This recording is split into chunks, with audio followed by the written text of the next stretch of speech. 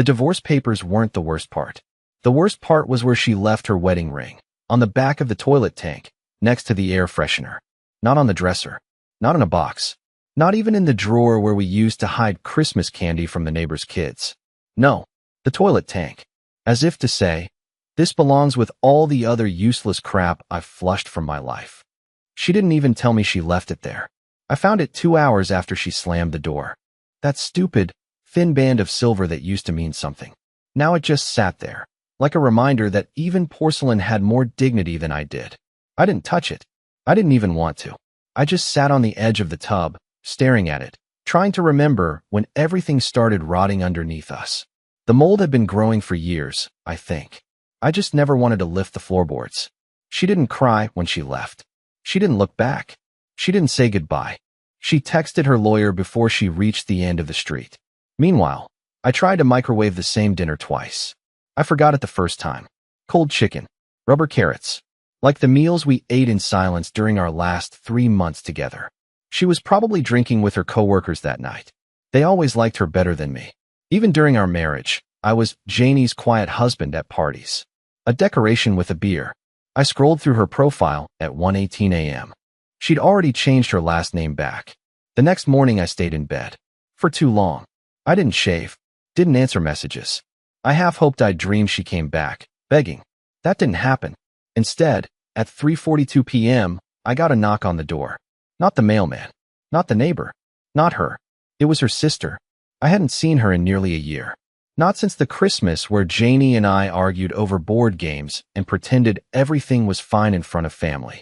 She didn't look like she was here for small talk. No makeup. Hoodie. Her car parked halfway on the curb like she couldn't be bothered. And she was holding something. A blue folder. Her eyes were glassy. Before I could speak, she handed it to me and said one sentence. You need to read what she tried to hide from you. Then she turned around and walked off like she just delivered a bomb.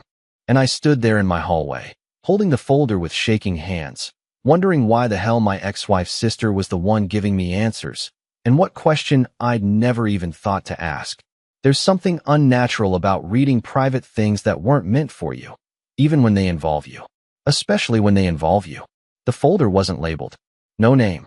No date. Just a cheap plastic blue cover with a cracked corner and a faint smell of peppermint gum clinging to it like it had been left too long in someone's car. I didn't open it right away. I just stood there in the hallway like an idiot, replaying the last 5 seconds like they were a movie scene I didn't understand. Her sister, Sadie, hadn't spoken to me in months. No calls. No texts. No sympathy during the split. And now she shows up looking like she'd been crying all night and drops this thing off like she's delivering a court summons. I sat on the floor. Not the couch, not a chair. The floor. Because somehow, sitting low made it feel safer. Like whatever was inside wouldn't hit as hard if I was already close to rock bottom. The first page was a screenshot. A long text thread. One of those ones with gray and blue bubbles that goes on forever. I recognized the name at the top. Rodney Fitness Retreat. My stomach turned. I knew that name. Rodney was the guy my ex, Janie, said was her accountability coach when she started doing weekend boot camps and came home smelling like hotel shampoo.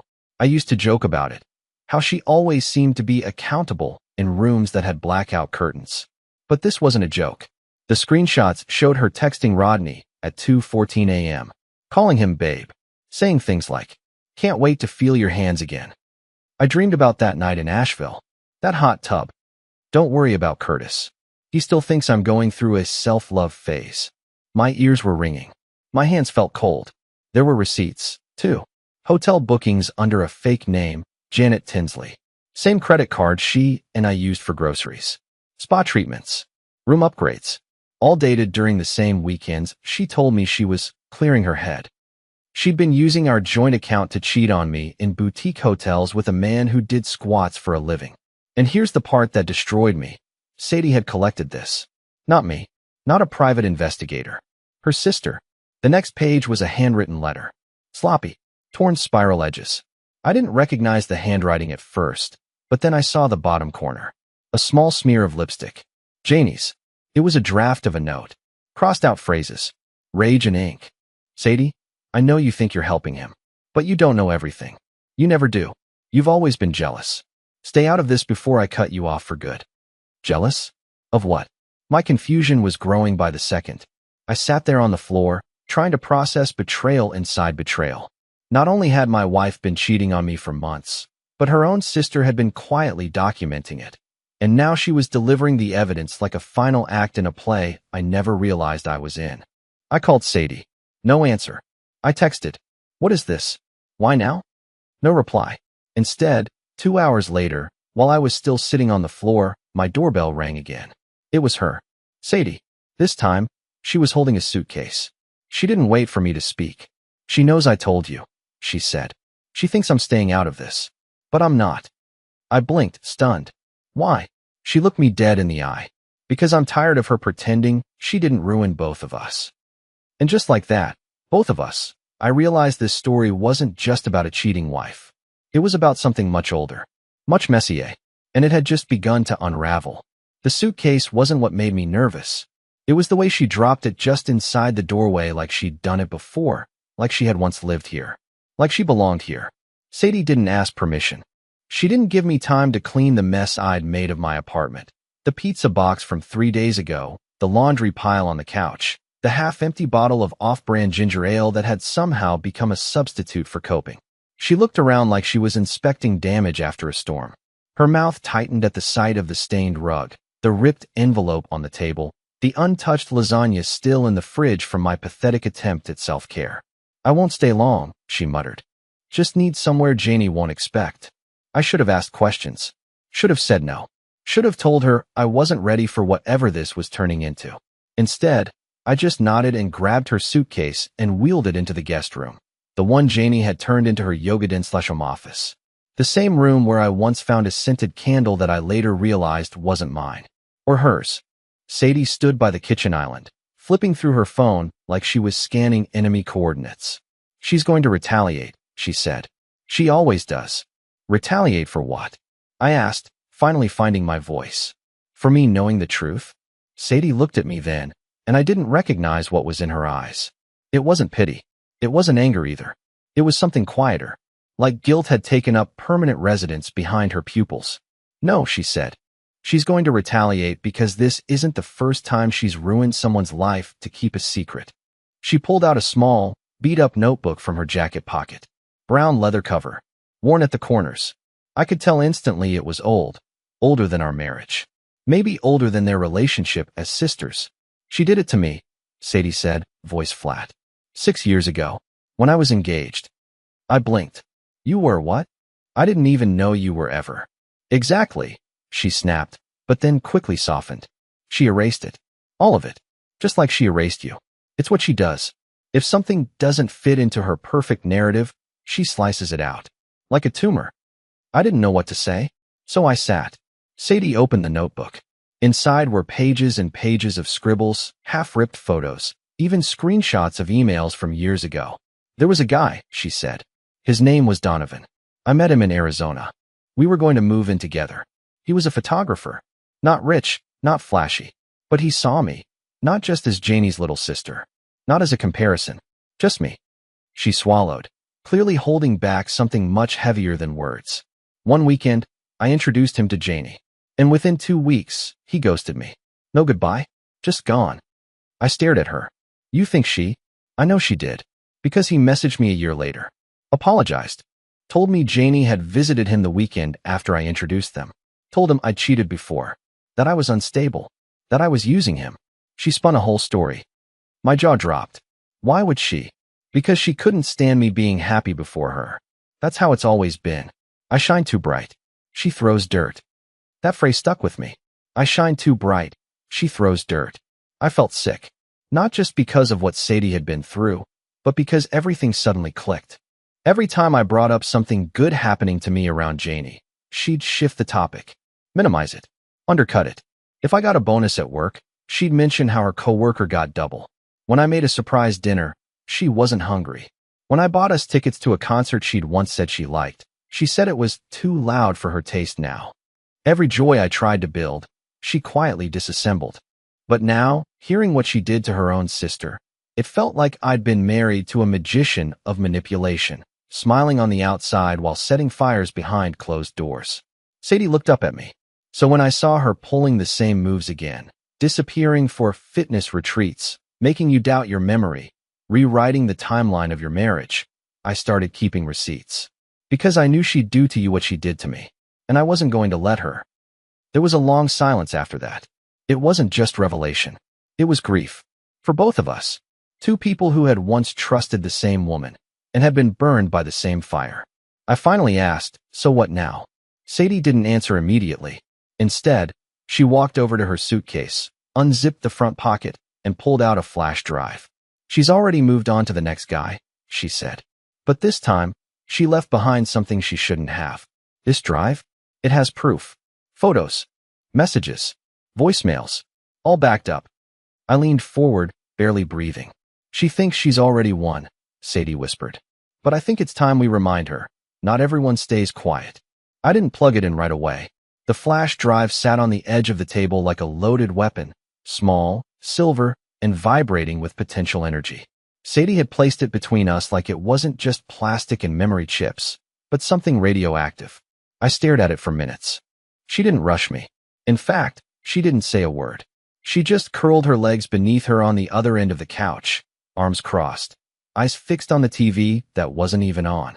I think she knew I needed time, not to open the files, but to accept that I actually wanted to. Because once you open something like that, you can't unsee it. You don't get to pretend anymore. Eventually, I reached for my laptop. Not the work one.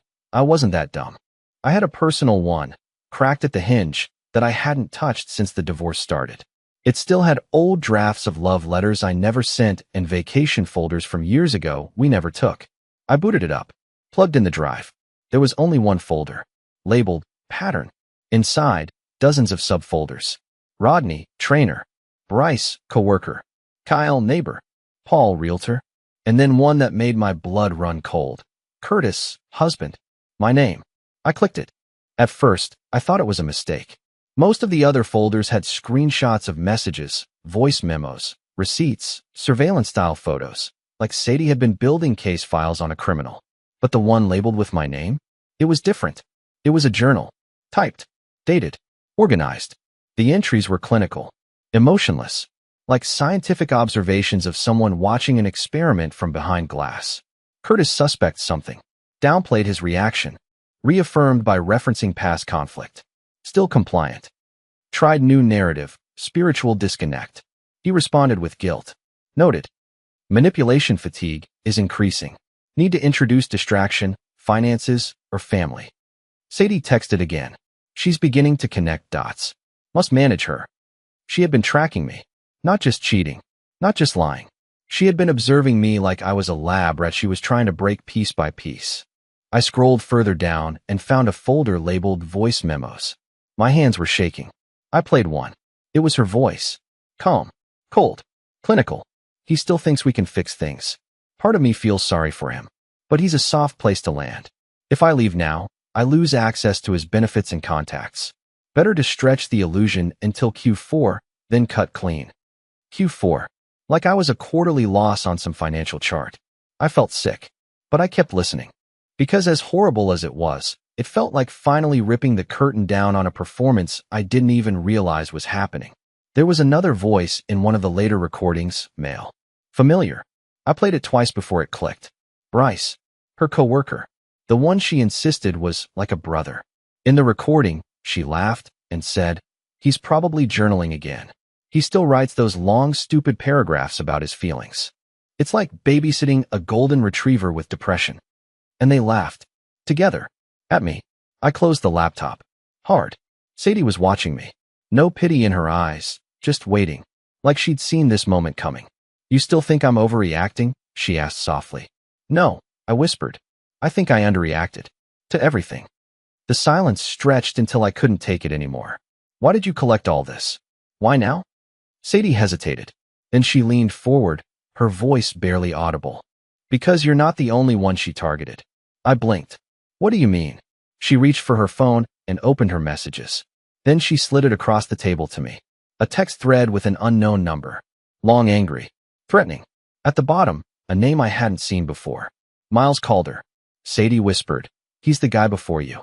Janie tried to ruin him, too. Only he didn't disappear. He's resurfaced. and he's ready to fight back. I sat there, stunned, staring at a sentence Miles had sent just days earlier. Tell Janie I'm done hiding. I have the records. I have the tapes. She's going to pay for what she did. I looked at Sadie. What records? She met my eyes. Marriage fraud, financial fraud, and something worse. I didn't ask. I just knew. This wasn't about cheating anymore. It was about a woman who built her entire life on deception, and now, her past was finally clawing its way to the surface. And I was still tangled in it. I didn't sleep that night. Not really. I closed my eyes at one point, I think, but my body never convinced my brain to shut up. Not with that flash drive burned into my memory, and Sadie lying on the pull-out mattress in the guest room just down the hall like some witness to a crime no one else believed had happened. I kept hearing that voice memo. Janie calling me a golden retriever with depression. The way they laughed. The way my own thoughts felt like a joke in someone else's comedy routine. At 7:08 a.m., my phone buzzed. A number I didn't recognize. No name. No location. Just a blank caller ID and a sense of dread crawling up my spine. I let it go to voicemail. Then, 30 seconds later, a text came through. Curtis Adam Blaine. That's still your legal name, right? I froze. No one called me that. Not even Janie. Not even my mom unless I was in trouble. Another text followed. I'm not here to hurt you. You don't know me, but I knew her. Better than you did. You need to know what she did to me before she did it to you. Call me back. Miles. I stared at the screen for what felt like an hour. Sadie had mentioned him, sure. Said he was someone Janie had nearly destroyed before me. But she hadn't said much else. And the way this guy found my number, my full name, that didn't feel like some casual ex looking for closure. It felt like an investigator reaching out to the next victim in a pattern. I stepped outside to call him back. It was early, crisp, quiet. The kind of morning that feels deceptively clean, like the world hasn't remembered its regrets yet. I stood barefoot on my cold balcony in a hoodie and gym shorts, phone to my ear, heart hammering. He picked up on the second ring. Curtis, the voice said. It was low, steady, and oddly calm. Too calm. Yeah. Who is this? Miles Calder. Janie's last husband. Or, if you ask her, her unofficial mistake. We were never legally registered because she filed the paperwork under a fake name. She told the court I abandoned her. My mind short-circuited. I didn't even know she was married before. She didn't want you to. That was the point. And then, like he'd rehearsed it, Miles laid it all out. He met Janie when she was working in Miami. She had a different last name then. Claimed she'd been reinventing herself after a bad childhood. Played the victim card flawlessly. Said her sister was a manipulative mess. Said her exes were abusers. Said she just wanted peace. She mirrored everything I said I wanted, Miles explained. Down to the music. The travel dreams. The food I liked. I thought I'd found a soulmate. But I didn't marry a person. I married a mirror. He told me about how the lies started small. A fake promotion at work. A pregnancy that vanished into a miscarriage no doctor ever confirmed. A bank account she convinced him to let her manage, then drained over a 3-month period. When he finally confronted her, she gaslit him. Told him he was paranoid, depressed, insecure. Then she disappeared for 3 days and came back with divorce papers that had already been predated and filed in a county they'd never lived in. She left me with $38 in my checking account and a credit score that took 2 years to fix, Miles said. But I let it go until I saw her name pop up again. This time in a private background report. Your name was attached to it. Why would my name be? She tried to take out a business line of credit under your name, Curtis. Last year, got flagged for verification because she botched the middle initial. I felt my legs give out. I slid down the balcony railing and sat on the concrete, jaw slack. Miles kept talking. She's not just a serial manipulator. She's methodical. She studies people like a profile sheet. What they lack, what they want. She gives it to them, until she doesn't. Until she takes more than they realize they ever gave. He had documentation, IP logs, email trails, bank transfer records, even a photo of Janie sitting in a financial advisor's office with forged paperwork claiming to be me. And here's the part that floored me. Sadie had been feeding Miles info for months, quietly, carefully, building a timeline, keeping distance, protecting herself legally while watching her sister burn more bridges. She never thought Sadie would turn on her, Miles said. But she did. And now we've got enough to force her into a corner. I sat there for a long time after the call ended. I didn't know whether to be relieved or horrified. Janie hadn't just lied. She hadn't just cheated. She had orchestrated every relationship like a financial heist dressed up as a love story. By the time I walked back into the apartment, Sadie was awake, coffee in hand, hair still a mess, wearing an oversized sweatshirt I hadn't seen since Janie moved out. She looked up at me like she knew everything just changed. "Well?" she asked. I didn't answer right away. Instead, I walked over to my desk, pulled out the drawer, and retrieved a key I'd hidden weeks ago. "The storage unit," I said. Sadie tilted her head. "What about it?" "She kept a box in there. Said it was just old tax records. Never let me look inside. If there's anything left, I want to know what else she buried." Sadie's eyes narrowed. "You think it's still there?" I nodded. And for the first time since Janie left, I felt something unfamiliar creeping in beneath the fog of humiliation and betrayal. Purpose. Not revenge. Not yet. Just clarity. We were going to open that unit. And whatever was waiting in that locked steel box, lies, evidence, maybe even the final proof of what Janie had been doing for years, it was going to break this story wide open. The padlock clicked open like it had been waiting for us.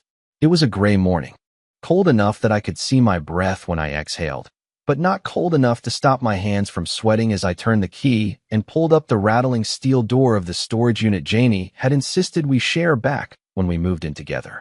The same unit she hadn't visited in over a year. Sadie stood beside me, arms folded, her eyes scanning every inch of the space like she was casing a scene. Neither of us said anything at first, just silence and dust. It wasn't a large unit. 10 by 10 maybe, boxes stacked to shoulder height. A couple pieces of unused furniture, a broken lamp, and that old wine rack she never let me hang. But my eyes weren't on any of that. I was looking for one thing, the navy blue filing bin she told me not to touch. The one she always shoved to the back corner, like it was radioactive. And there it was, half buried under a broken chair and a rolled-up rug. I dragged it out. It was heavier than I expected. Locked, too, one of those cheap sliding latches with a number code. I didn't know it, but Sadie did. Without a word, she knelt down and punched in 4 numbers, 0318. The lid popped. Inside were dozens of manila folders, a few memory sticks in labeled Ziploc bags, and an envelope stamped confidential, do not copy, in bold red letters. That one was rubber banded and sealed. But what caught my eye was a piece of paper, loose, folded in half, with my name written on the outside. In her handwriting. I opened it, and my stomach dropped. It was a power of attorney form. Signed, notarized, with my name, my address, my signature. But I never signed it.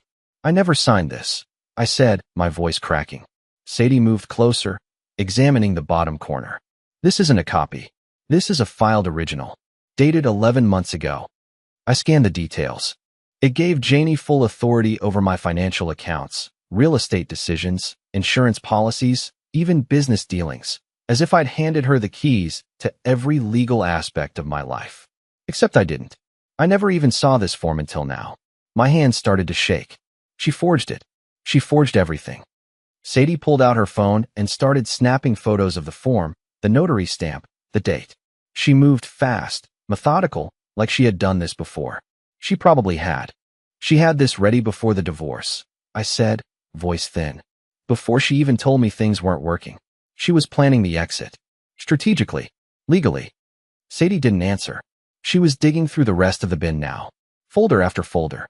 Each one labeled with a different year, a different city. Names of men I didn't recognize, and some I did.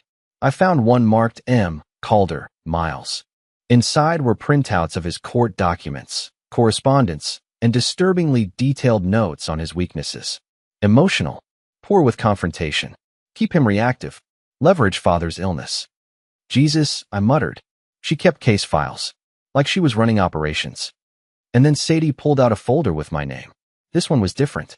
It had a subfolder labeled Contingency, Prenup Number 2, and signed. Inside, a document outlining a second prenup agreement, one Janie had drafted without ever showing me. It essentially gave her postmarital claim to everything if certain conditions were met. It wasn't filed, but it was typed, dated, and notarized, with her signature already on it. She'd been preparing to either have me sign it under pressure or forge it later if she needed it. She was going to use this if the POA failed, Sadie whispered. I never saw this, I repeated. She kept telling me prenups made her uncomfortable. Said love didn't need lawyers. I sat down on a box labeled old books because my legs couldn't hold me anymore. My whole body felt numb. And that's when Sadie said something that made my blood turn cold. She never loved you, Curtis. I don't think she's capable of loving anyone.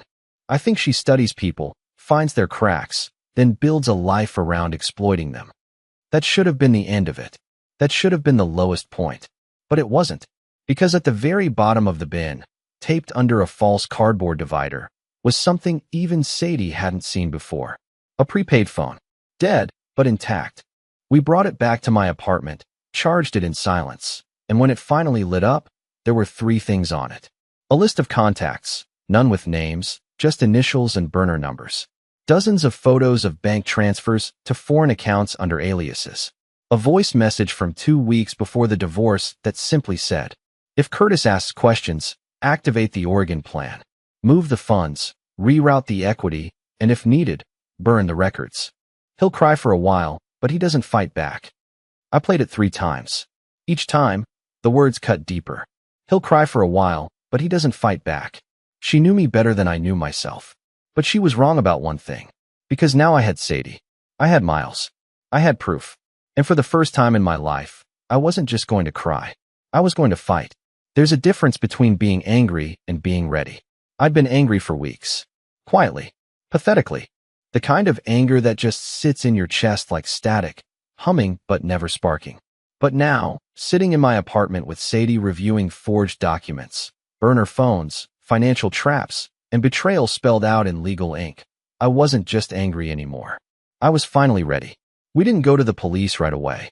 Sadie warned me against it. You only go once, she said.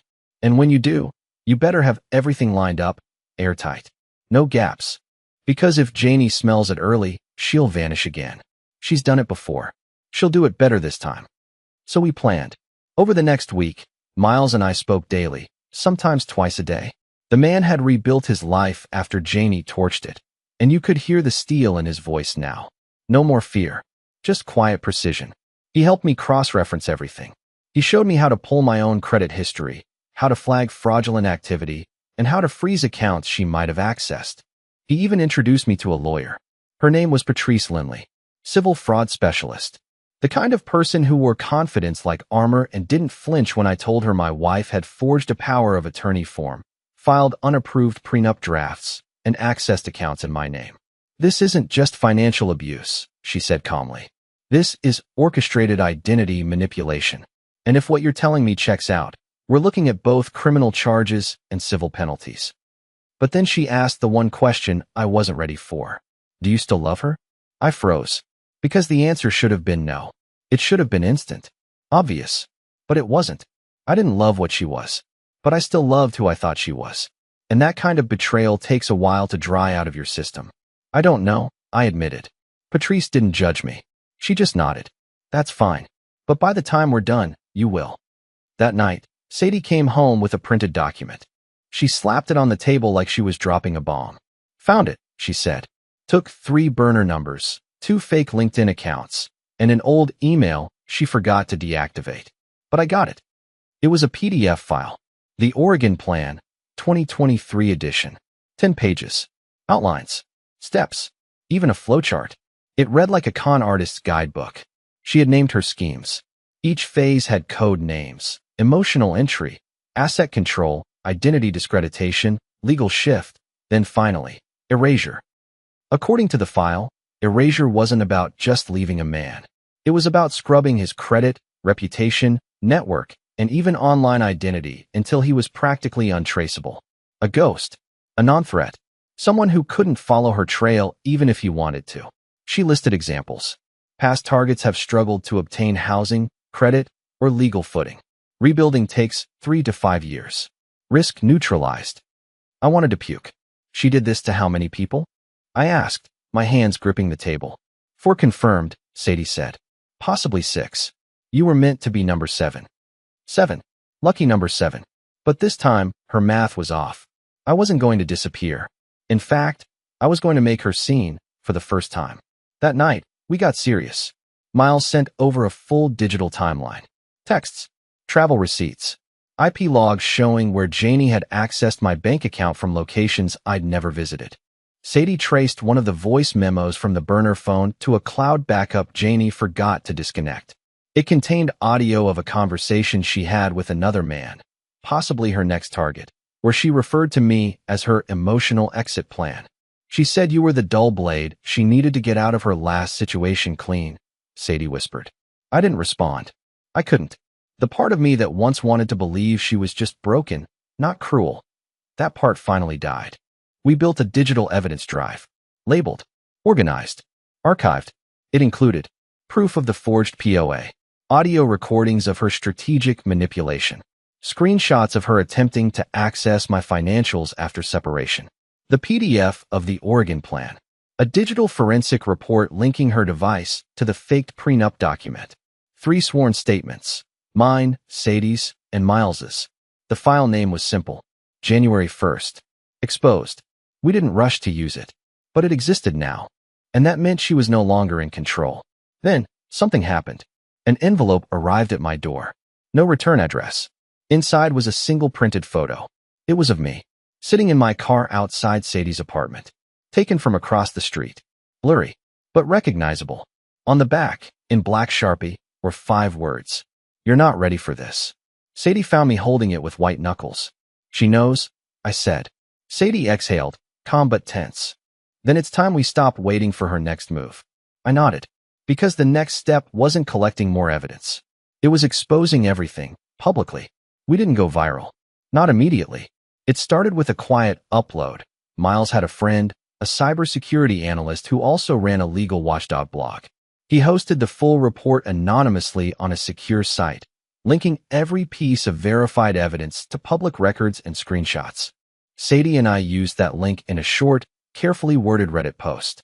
No names, no identifying info, just facts. Ex-wife created a documented playbook for financial and emotional manipulation, then ran the same script across 7 different men. The thread didn't blow up instantly, but within 48 hours, it passed 10,000 upvotes. Legal subreddits started dissecting the PDF. Users tracked down Janie's fake profiles, connected dots. Then, someone recognized one of the burner accounts, claimed she tried to scam their cousin just months ago. More people came forward. Names, dates, receipts. We hadn't just exposed a scheme. We had sparked a pattern recognition wildfire. The best part? We stayed quiet the entire time. No gloating, no revenge speeches. Just quiet submission of the flash drive to Patrice, who filed a multi-claim case on our behalf. Civil, strategic, and airtight. Janie's reaction was almost cinematic. She showed up at my apartment. Middle of the day. Sunglasses. Messy bun. Like she thought she still had control. Sadie answered the door. They stared at each other for a full 10 seconds before Janie spoke. This is pathetic, she said, voice clipped. I could destroy both of you. Sadie didn't blink. You already tried. Janie turned her gaze to me, standing just behind her. She looked at me like I was furniture, some outdated thing she regretted ever buying. You're really going to humiliate me like this? After everything I gave you? I almost laughed. After everything you took from me? I said, I'm not humiliating you, Janie. You did that to yourself. She didn't flinch. She just shook her head, then said something I'll never forget. You think the world will believe you over me? And in that moment, it was clear. She still thought she was the hero of this story. But this time, the story wasn't hers to tell. We didn't let her inside. The door shut. 2 weeks later, she was served. The lawsuit included charges of identity fraud, falsification of legal documents, misuse of power of attorney, and financial manipulation with intent to defraud. Civil penalties, not jail time, but enough to put her in debt and on the radar. Patrice coordinated with Miles's legal team. Another man stepped forward. Then another. A class action suit began to form. Her professional reputation? Gone. She tried to reinvent herself online. New name, new city, new job, but it didn't stick. Not anymore. The internet remembers now. And she couldn't hide behind her charm when her entire manual of manipulation was publicly indexed and archived. As for me, I didn't become a hero. I didn't even feel vindicated at first. Just empty. Until I woke up one morning to a simple text from Sadie. The air feels clearer today, doesn't it? And it did. We still talk. A lot, actually. Not romantically. Not yet. But with the kind of honesty that only comes after surviving a shared fire. She moved into a new apartment a few blocks from mine. Got a job teaching creative writing again. Said the words finally started flowing back. I started therapy. Joined a financial literacy group for men who'd experienced legal abuse and divorce. Even got a promotion at work after months of feeling like I didn't exist. I'm rebuilding. Not fast. Not perfectly. But steadily. And sometimes, when the apartment is quiet and the lights are low, I think back to that day in court. When Janie smiled like she'd won everything. And I smile now too. Because she did win, for a while. But eventually, she lost the only thing she ever truly cared about. Control.